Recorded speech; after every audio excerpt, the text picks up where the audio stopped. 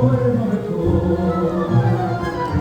Escribiría un beso de amor al cielo y diría, ay, qué lindo es el cielo.